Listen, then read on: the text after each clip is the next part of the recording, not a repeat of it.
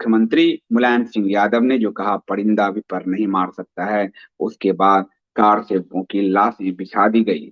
दो भाई का फोटोग्राफ्स आप देखिए, राम कोठारी और शरद कोठारी, उनको याद करना आवश्यक है इस दिन। अयोध्या में मारे गए कार सेवकों की याद में शोक सभा हुई। समूची अयोध्या दो कार सेवकों के प्रति नतमस्तक थी। ये वो दोनों भाई हैं, इनको याद रखिएगा, इसलिए मैं इनकी कथा बता देता हूँ। उनकी अंत्येष्टि में भाग लेने के लिए सरयू के किनारे लोग उमड़ पड़े थे। चिता पर इन दो सगे कोठारी भाइयों की देह रखी थी और आकाश में अमर हो की गूंज उठ रही थी। राम कोठारी तब मात्र 23 साल के थे और शरद कोठारी तो उनसे भी 3 साल छोटे, मात्र 20 साल के थे। 2 नवंबर को सुरक्षा बलों ने एक घर से निकालकर, रोड से नहीं, प्रदर्शन करते नहीं, ध्यान से सुनिए, इसलिए मुलायम सिंह यादव जी आपको, और जिन अधिकारियों ने भी किया उनको भी, आज आपको आपके पुत्र ने ही आपके साथ जो औरंगजेब जैसा बर्ताव किया, शाहजहां बनाकर आपको छोड़ दिया। मुलायम सिंह यादव जी कर्म के सिद्धांत कृष्ण दे गए। जो आप लोग यादव कहते हैं स्वयं को, उस यदुवंशी शिरोमणि भगवान श्री कृष्ण के कर्म फल को भी आप लोगों ने अपने राजनीति के लिए नहीं समझा।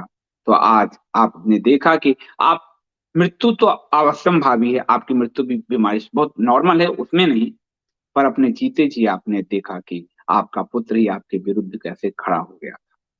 तो सुरक्षा बलों ने घर से निकालकर गोलियों से उड़ा दिया, घर से निकालकर, क्योंकि इन दोनों ने 30 अक्टूबर की कार सेवा में विवादित इमारत की गुंबद पर भगवा ध्वज फहरा दिया था।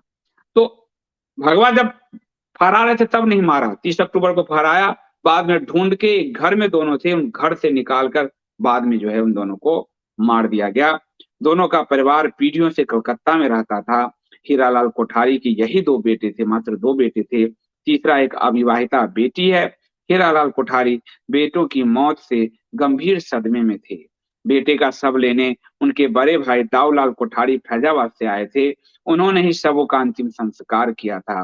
भाड़ेश्वर में दाऊलाल ने कहा उनके बेटों का बलिदान खाली नहीं जाएगा और वे शरद और राम कुमार की मां को क्या जवाब देंगे। लेकिन ये घटना है कि घटना के दिन 4 बजे ही उन्हें बेटों के न रहने की जानकारी मिली। 30 अक्टूबर को विवादित इमारत पर झंडा लहराने, यानी बाबरी ढांचा था उस पर झंडा लहराने के बाद दोनों भाई 2 नवंबर को, 30 अक्टूबर को झंडा लहराया, 2 नवंबर को विनय कटियार के नेतृत्व में दिगंबर अखाड़े की तरफ से हनुमानगढ़ी की ओर बढ़ रहे थे। जब पुलिस ने गोली चलाई तब दोनों पीछे हटकर एक घर में जा छुपे। इस बीच सीआरपीएफ के इंस्पेक्टर ने शरद को घर से बाहर निकालकर सड़क पर बिठाया और सिर को गोली से उड़ा दिया। घर से निकालकर सड़क पर बैठाकर गोली से उड़ा दिया। ये अंग्रेजों के जनरल डायर जैसी कहानी मुलायम सिंह के समय दोहराई गई, जब मुलायम मुख्यमंत्री थे और जो उनका आदेश था। छोटे भाई के साथ ऐसा होता देख राम कुमार भी कूद पड़ा। इंस्पेक्टर की गोली राम कुमार के गले को पार कर गई। दोनों ने मौके पर दम तोड़ दिया। दोनों भाई 22 अक्टूबर की रात में कलकत्ता से चले थे, बनारस आकर रुके थे। सरकार ने गाड़ियां रद्द की तो वे टैक्सी से आजमगढ़ के फूलपुर कस्बे तक आए थे। ये जानना इसलिए जरूरी है कि कुछ लोग कहते हैं 14 के बाद ही आप बोलने लगे हो। कुछ लोग कहते हैं 14 के बाद ही हिंदू जगा है। ये उनको जानना जरूरी है, जो इतिहास से मुंह जुड़ाते हैं और वर्तमान को सब कुछ मान लेते हैं।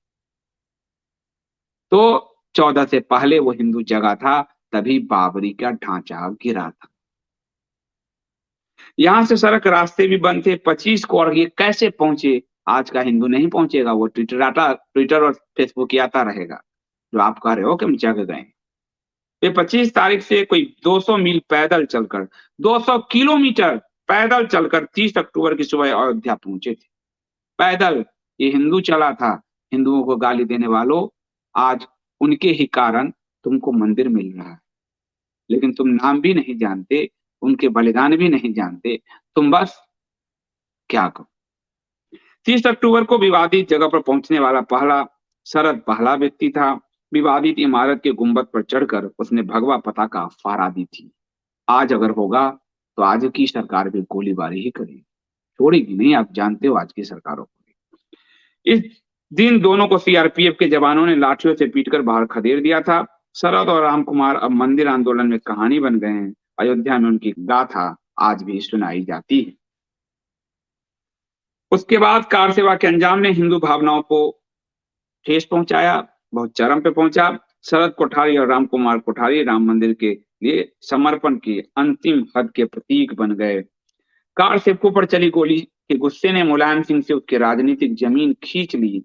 राम भक्तों ने उत्तर प्रदेश की सरकार उलट दी। जो लोग कहते हैं 14 के बाद ही आप बोल पाए हो, यह राम भक्तों ने ये सरकार उल्टी थी।